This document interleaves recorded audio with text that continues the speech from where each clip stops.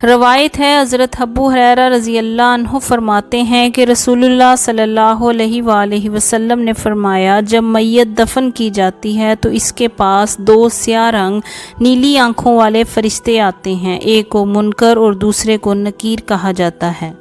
وہ اسے بٹھاتے ہیں، پھر اس سے کہتے ہیں تیرا رب کون؟ وہ کہتا ہے میرا رب اللہ ہے۔ پھر کہتے ہیں تیرا دین کیا؟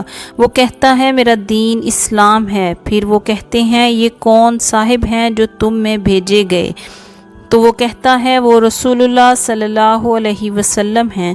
فرشتے کہتے ہیں تجھے یہ کیسے معلوم ہوا؟ وہ کہتا ہے میں نے اللہ کی کتاب پڑھی، اس پر ایمان لایا، اسے سچا جانا۔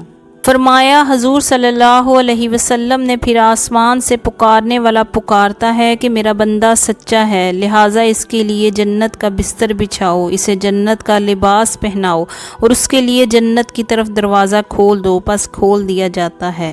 فرماتے ہیں کہ اس تک جنت کی ہوا اور وہاں کی خوشبو آتی ہے اور تحد نظر قبر میں فراغی کر دی جاتی ہے۔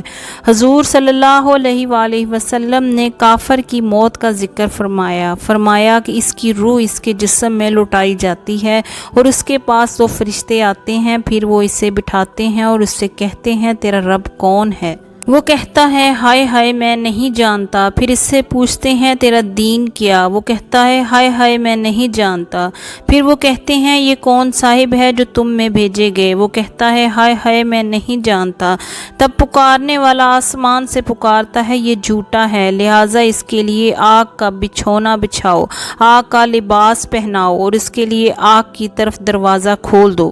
فرمایا پھر اس تک وہاں کی گرمی اور لو آتی ہے۔ فرمایا اس پر اس کی قبر تنگ ہو جاتی ہے، حتیٰ کہ وہاں اس کی پسلیاں ادھر کی ادھر ہو جاتی ہیں۔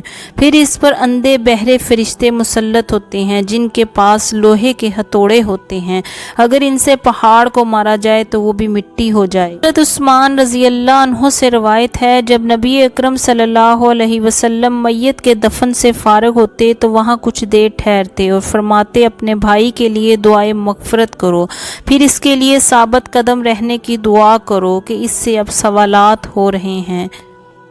آپ جب کسی قبر پر کھڑے ہوتے تو اتنا روتے کہ آپ کی داڑھی تر ہو جاتی۔ آپ سے عرض کیا گیا کہ آپ جنت دوزخ کا ذکر کرتے ہوئے تو نہیں روتے اور اس سے روتے ہیں؟ تو فرمایا حضور صلی اللہ علیہ وسلم نے فرمایا قبر آخرت کی منزلوں میں سے پہلی منزل ہے، اگر اس سے نجات پا گیا تو بعد والی منزلیں اس سے آسان تر ہیں، اگر اس سے ہی نجات نہ پائی تو بعد والی منزلیں اس سے سخت ہیں۔ فرمایا رسول اللہ صلی اللہ علیہ وسلم نے کہ میں نے کوئی منظر نہ دیکھا مگر قبر اس سے زیادہ وحشتناک ہے۔ حضرت ابو سعید رضی اللہ عنہ سے روایت ہے کہ رسول اللہ صلی اللہ علیہ وسلم نے فرمایا کافر پر اس کی قبر میں 99 سانپ مسلط کیے جاتے ہیں جو اسے قیامت تک نوچتے اور ڈستے رہیں گے، اگر ان میں سے ایک سانپ زمین پر پھونک مار دے تو کبھی سبزہ نہ اگے۔